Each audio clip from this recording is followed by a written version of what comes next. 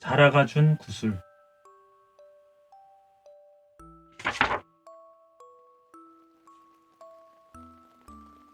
신라 원성왕 때의 일이다. 어느 날 원성왕은 황룡사의 지혜 스님을 궁궐로 불렀다. 소승은 황룡사의 지혜라고 하옵니다. 찾으셨사옵니까? 어서 오시오. 기다리고 있었소. 원성왕은 지혜 스님을 반갑게 맞았다.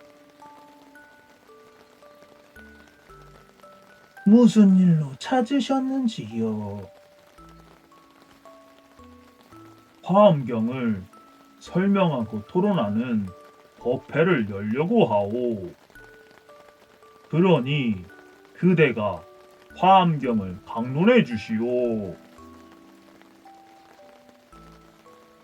지혜 스님은 원성왕의 명을 받아 법회가 열리는 동안 날마다 화엄경을 외웠다.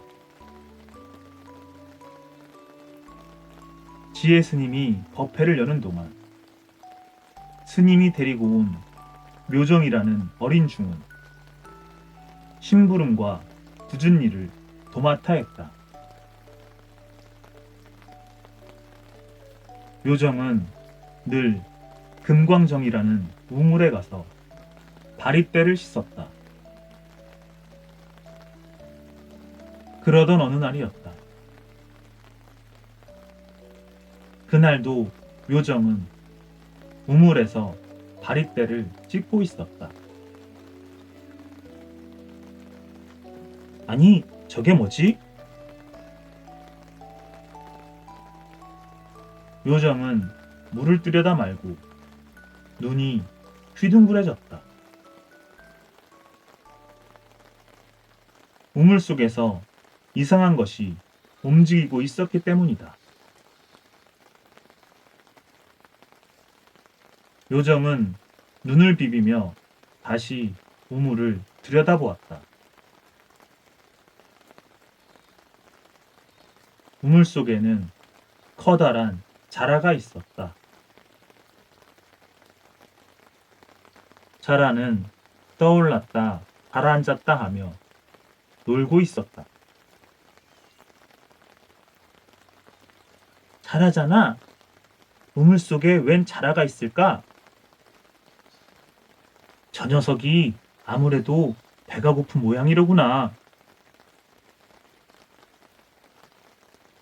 묘정은 밥 찌꺼기를 가져와 장난삼아 자라에게 던져주었다.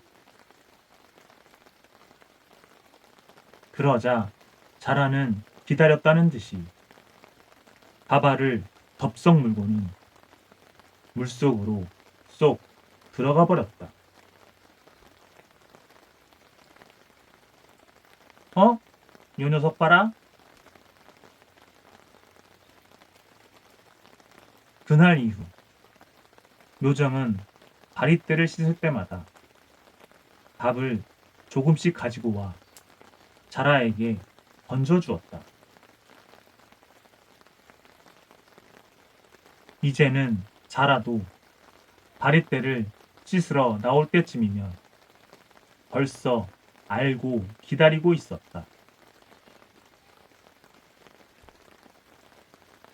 어서 와.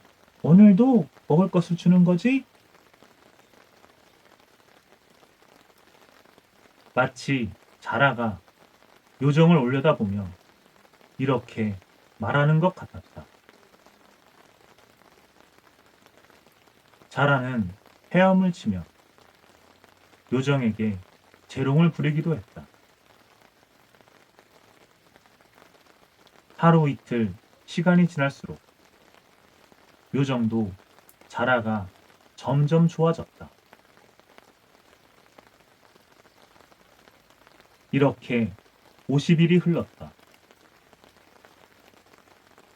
지혜 스님의 화엄경 법회가 끝날 무렵 묘정은 자라에게 밥을 던져주면서 말했다. 오랫동안 먹을 것을 주며 네게 덕을 베풀었는데 넌 내게 무엇으로 갚겠니? 그러나 자라는 요정의 말을 들었는지 말았는지 밥알만 날름 받아먹고는 물속으로 쏙 들어가 버렸다. 에이, 괜한 말을 했구나. 요정은 자기가 한 말 때문에 자라를 영영 못 볼 것 같아 무척 서운했다. 며칠 후 그날도 요정은 금광정으로 갔다. 요정은 우물가에 바릿대를 내려놓고 자라를 찾았다. 그런데 그날따라 자라가 조금 이상해 보였다. 아니, 저 녀석 입이 이상하네. 요정은 고개를 갸우뚱거리며 자라를 살펴보았다. 바로 그때 자라가 입에서 무엇인가 뱉어내고는 금세 물속으로 사라져 버렸다. 마치 요정에게 선물이라도 주는 것처럼 말이다. 요정은 얼른 그것을 우물에서 꺼냈다. 이게 뭐야? 구슬인가? 그런데 왜 이걸 나에게 주었을까? 요정은 구슬을 찬찬히 살펴보았다. 작은 구슬은 은은하게 빛이 났다. 귀한 물건 같은데. 요정은 기쁘기도 하고 미안하기도 했다. 괜한 말을 했던 것은 아닌지 걱정도 되었다. 요정은 그 구슬을 허리띠 끝에 매달았다. 그리고 늘 허리에 차고 다니며 소중히 여겼다. 그런데 이상하게도 자라에게 구슬을 받은 뒤부터 묘정을 바라보는 원성왕의 눈이 달라졌다. 평소 묘정에게 별다른 관심을 갖지 않았던 원성왕이 묘정을 아주 아끼고 귀여워하기 시작했다. 묘정아, 내 곁에서 떠나지 말아라. 너를 보는 것이 즐겁구나. 원성왕은 묘정을 늘 옆에 두었다. 원성왕뿐만 아니라 신하들도 묘정을 예뻐했다. 그 무렵 나라에서 중국 당나라에 사신을 보내게 되었다. 그런데 사신으로 가게 된 신하도 묘정을 무척 아끼고 귀여워하던 사람이었다.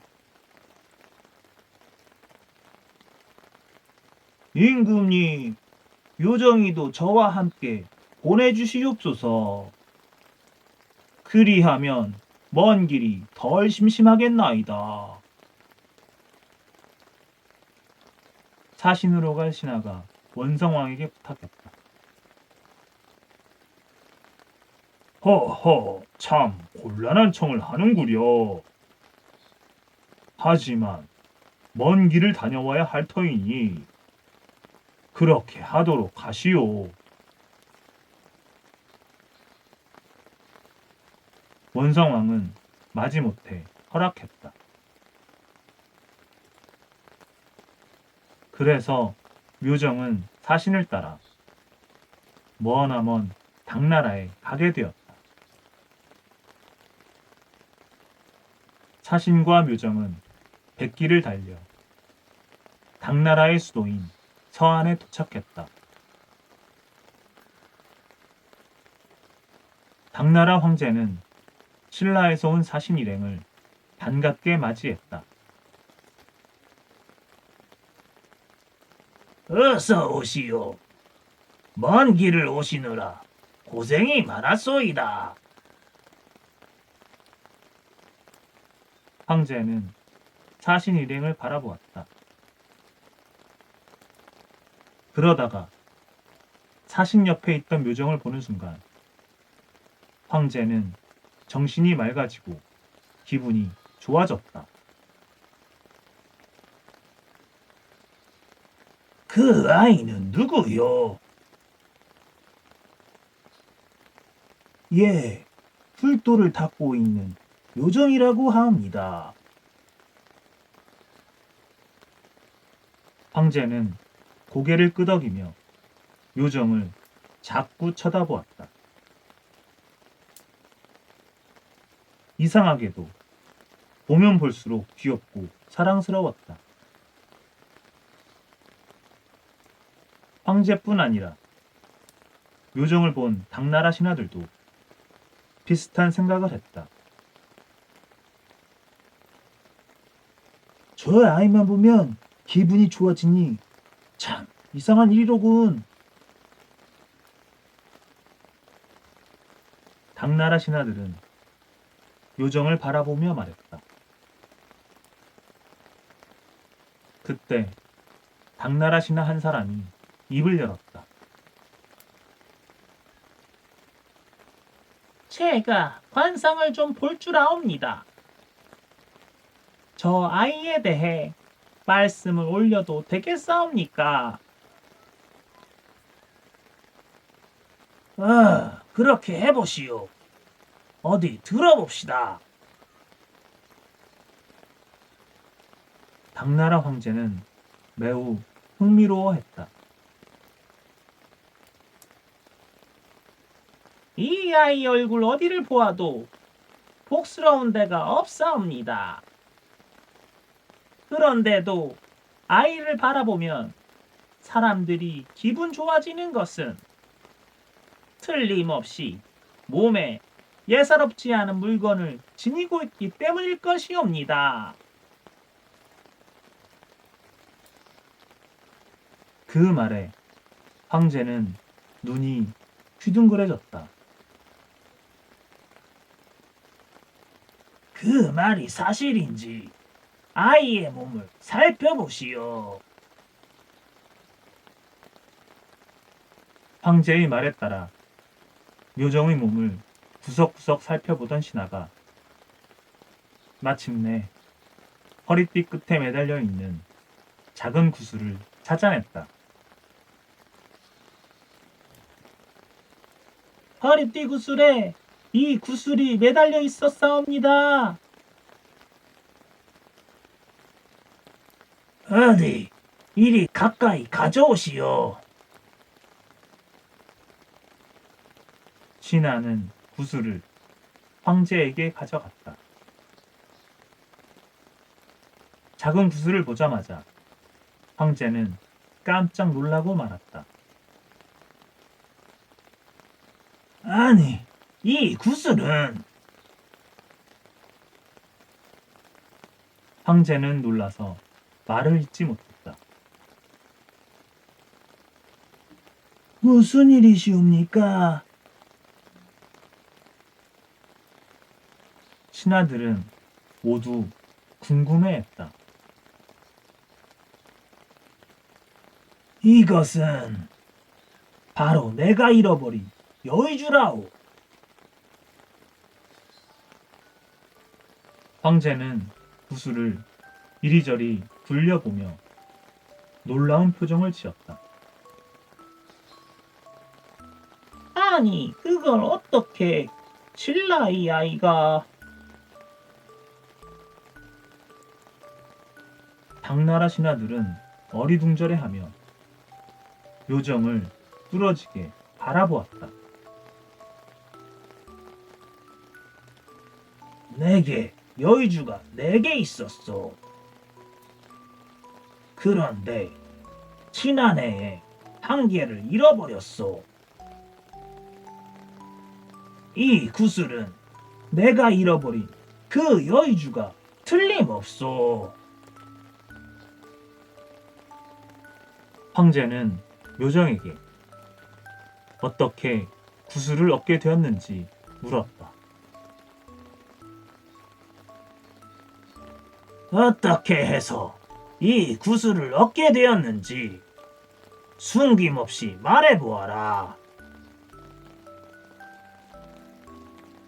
묘정은 자라에게 구슬을 얻게 된 사연을 자세히 말했다. 이상하게도 황제가 여의주를 잃어버린 날과 묘정이 자라에게 구슬을 얻은 날이 같았다. 그 자라가 내 것을 가져간 게로구나. 황제는 묘정에게 구슬을 돌려받았다. 사신 일행은 일을 무사히 마치고 묘정과 함께 신라로 돌아왔다. 그러나 당나라 황제에게 구슬을 돌려준 뒤로는 묘정을 귀여워해주고 사랑해주는 사람이 아무도 없었다.